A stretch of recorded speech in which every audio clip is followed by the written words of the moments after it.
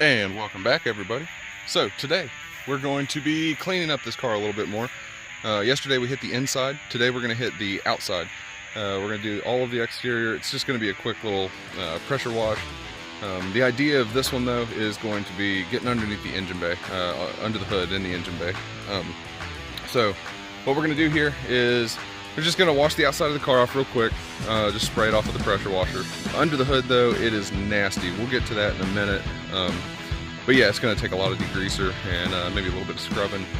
I don't care if it looks perfect. I just don't want to get coated in oil and black stuff the whole time I'm in there pulling things out. It just doesn't make for a fun day, you know. I think we can all agree on that.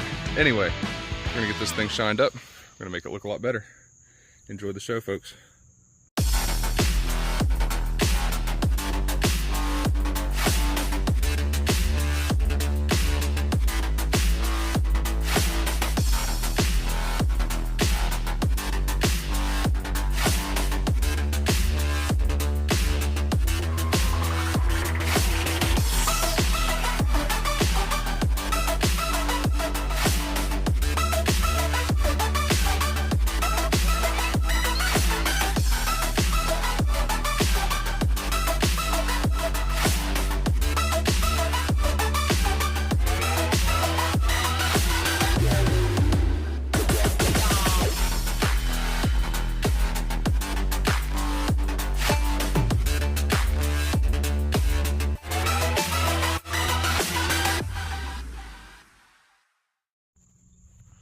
Alright, so this is what we got to work with here.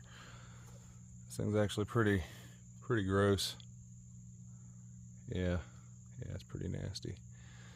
But yeah, everything in here is going to come out. So easiest to just start at the front, work your way back.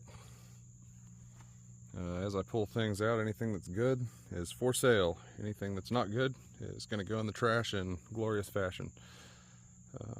So stay tuned. Alright guys, so for this clean, I'll be using some Grease Lightning, just some cheap old degreaser, spray it on, pressure wash off, and be done. Let's get started.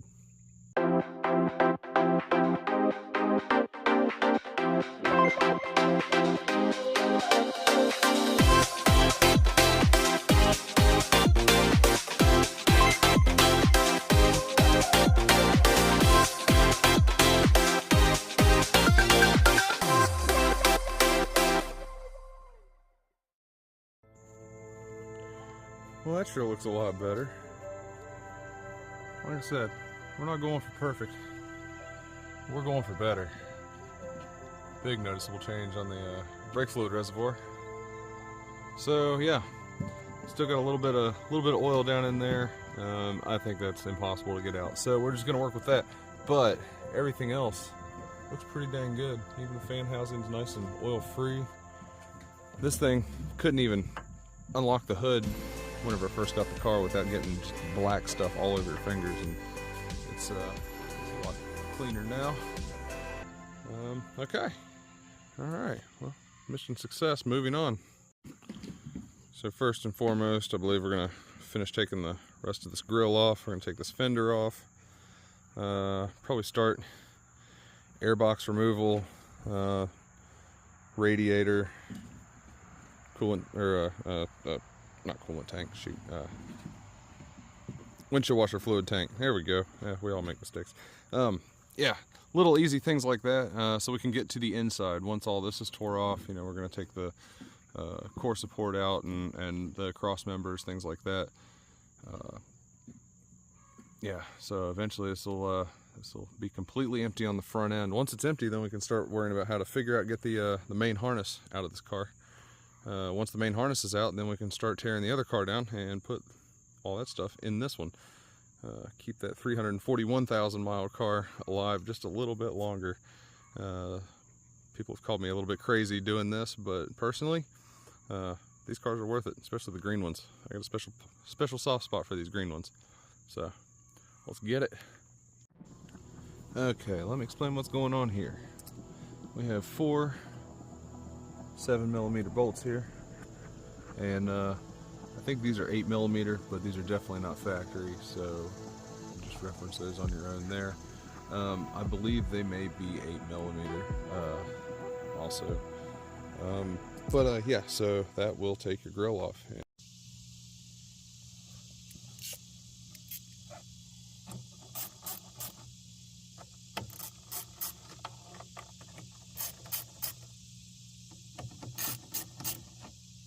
Alright, those are the 7mm. On to the 8. And yeah, it's that easy. Once you have those, you just pop these guys out of here, and the piece basically falls off. Now on the bumper, it's got these little tabs that go down in the bumper, but even that, I mean, they just slide straight in. It's not that hard. There's a few of them that have a little ridge on them. So if you're doing this at home, real easy. Take this off, and you can take it off without taking your bumper off at all. If you have to take your bumper off, it makes it a little easier. All right, moving on. All right, now for the fender. All right, shouldn't be too hard. The pointy bits are broke off up front. So you got 3 up on the inside here, and then go in there. Let's see, let's move these things here. You got that little pull tab pin, so we'll pop that guy out of there. And not sure. Let's take a peek in here. Sometimes there's some on the inside, sometimes there's not. I don't think there is, but we'll cross that bridge when we come to it. All right, let's get started.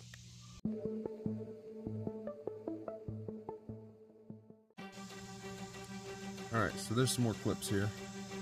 You got one on the very bottom, one just up from it, one up a little higher, and then the 4th one is right here. Now there's nothing else along here, and since the fender is broken off there, I would suspect that there's probably more of these going down the other side on the other wheel well. But seeing as mine's missing, I don't have to worry about that. You guys doing it at home may have to. So I'm just gonna go ahead and knock these out of here real quick.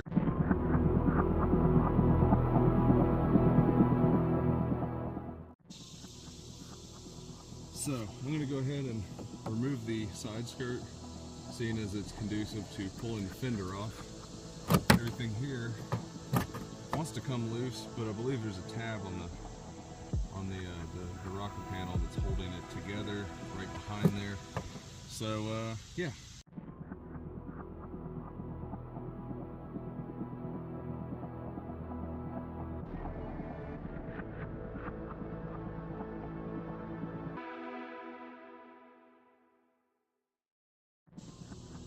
Okay, so as I suspected, there was something holding it on. It is 2 screws. So we will get those out, and that should be everything to holding that fender on.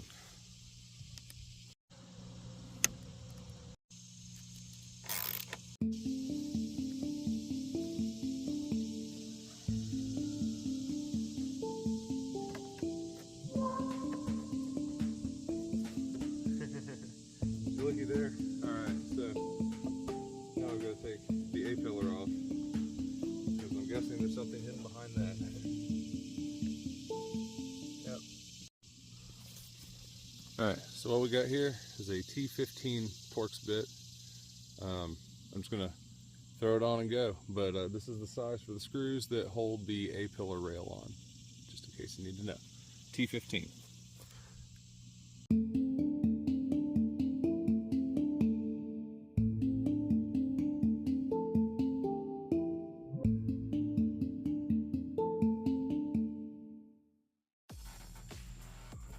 Alright, so there it is. It's all off now. Yeah. So if you take this off, 4 Torx screws, T15, and it was concealing 1 bolt at the top here. There's 2 bolts concealed behind the side skirt at the bottom, nothing in the middle, so you don't have to worry about the door too much. When you're getting the side skirts out, after you have all the pull pins underneath there, little push tabs underneath it, once you have all those removed, it still won't come out. Don't pull it straight out. You want to slide it forward, and you'll slide about 2 or 3 inches forward. It'll be a nice thud, and it'll allow everything to kind of come free. There's some tabs in there that if you just yank on it, you're going to break some tabs off. So don't do that. It's a common mistake, and it's easy to do, especially with something that has 20-year-old plastic underneath it. 21-year-old plastic. So yeah, that's how you remove the fender grip. It's a little bit of work. Not many tools. A T15 and a 10mm socket, I believe, is all I needed. A flathead screwdriver to remove the tabs in the fender liner and underneath the rocker panel. So yeah, 2 different socket tips and and a screwdriver. Pretty easy tear down so far. Let's keep rolling.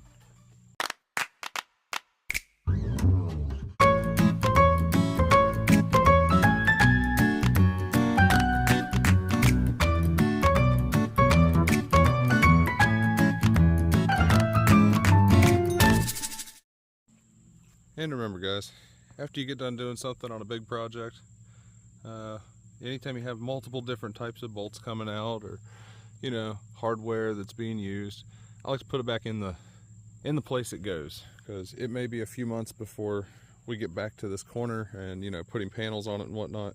If that's the case, I don't want to lose all of my bolts. And same thing goes with like all of these parts. Everything I take off of it's going to get cataloged and categorized. If it's broken, like that stuff, it's just going to go in the trash.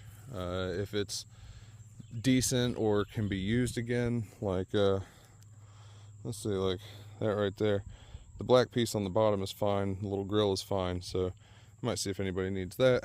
But on the other side here, the green piece on top, it's got some cracks in it, some trim isn't looking too good, it's missing tabs, but the grill itself, that's good to go. So we'll see what people need on this, and yeah, as everything comes off. I think the next step I'm going to do is drain the fluids. That's kind of a boring process and pretty difficult to film underneath the car. My gimbal stands about 12 to 14 inches high, and the car sits about 9 off the ground, so I may just do that and not film it, but either way, I'll keep you updated as I go. Okay, so check this out. All right, under the car, I'm going to start removing fluids. So a brick happened to fit just about perfectly under here, so what you got to do is on the, I guess you call it the core support here, you got 3 bolts on both sides, that side, and then over here you got this one, and you got 3 more bolts up there. You remove those bolts and the whole thing pretty much just falls out of there. I just did a radiator replacement on my other one recently, so yeah, all that stuff just kind of falls out of there. Now it's still attached by all the hoses and whatnot, so you gotta make sure that you're careful undoing all that. Also, these are pressurized. I don't know the PSI, so I'm not going to quote a number, but yeah, if you undo those, they will pop, they'll make a mess, they'll spray in your face. Just be careful when you do it.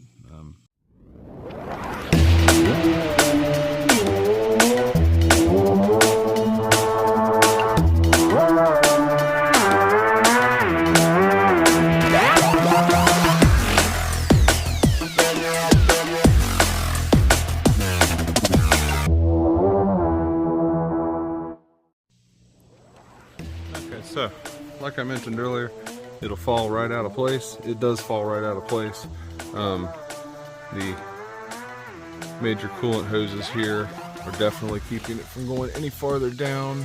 You can see it in there, and keeping it from stretching out too much over there. So basically what I was trying to do is lower the radiator down so that way I could get to this coolant hose and make it just pop right out the bottom. So that way we can stick our catch can down in here and let it drain right into that. We gotta keep our ferocious beasts safe, you know. You don't want to drain that stuff back into the earth. So, yeah, pop those hoses off and drain it. Okay, so doing this without a jack was a little difficult just because the yard's a little uneven, but I got enough to where I can slide this underneath from the top. Pull that hose out right there, and it's going to go straight down into it. So here we go.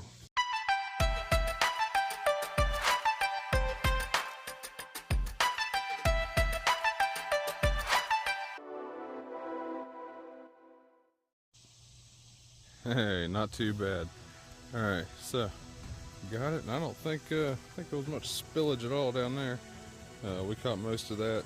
It is a little bit on a slant, but the thing's deep enough that it didn't really matter. So, all right, now we're just gonna let that kind of drip dry there for a minute, and it's still dripping right down there a little bit. You see the ripples dripping in there. So, yeah. Once that gets pretty well evacuated, I think I'm going to call it a day on this for now. We'll resume tomorrow.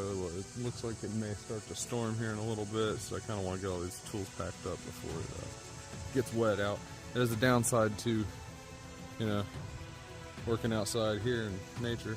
The upside is you get all the nice sounds and awesome smells that come with out here. Not all cooped up. It's not all musty or something inside. But yeah, when it's 90 degrees and muggy out, I also get that. Alright guys, make the best with what you got. Make every day count. This thing looks like trash, but we're gonna make it work. Alright, it's gonna die to save a car. Till tomorrow guys. Peace.